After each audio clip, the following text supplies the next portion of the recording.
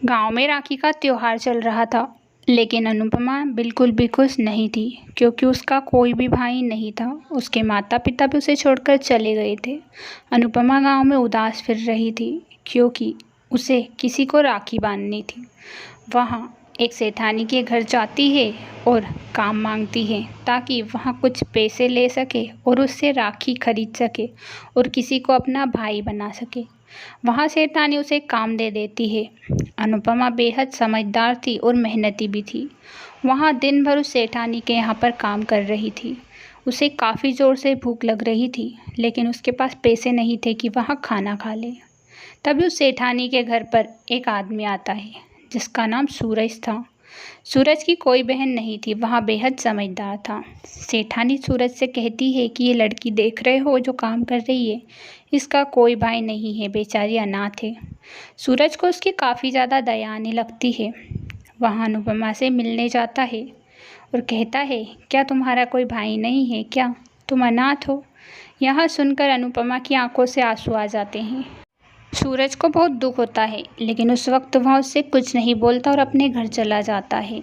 अनुपमा भी अपने घर चली जाती है, लेकिन उसे अपना कोई भाई नहीं मिल रहा था। वहाँ बेहद उदास थी। शाम होने वाली थी, लेकिन राखी का त्योहार था, उसे अपना भाई ढूंढना था।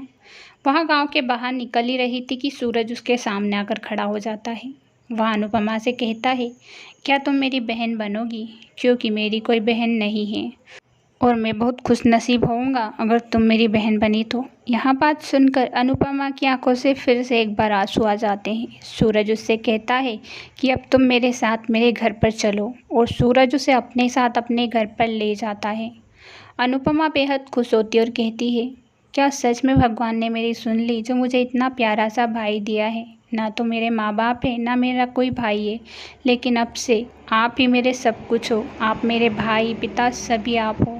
तभी सूरज से कहता है, हाँ, मैं अपना पूरा फ़र्ज़ निभाऊंगा और एक दिन तुझे एक बड़ा इंसान ज़रूर बनाऊंगा। सूरज अपना फ़र्ज़ निभाता है और अनुपमा को बहुत पढ़ाता है। 10 साल का समय बीत जाता है।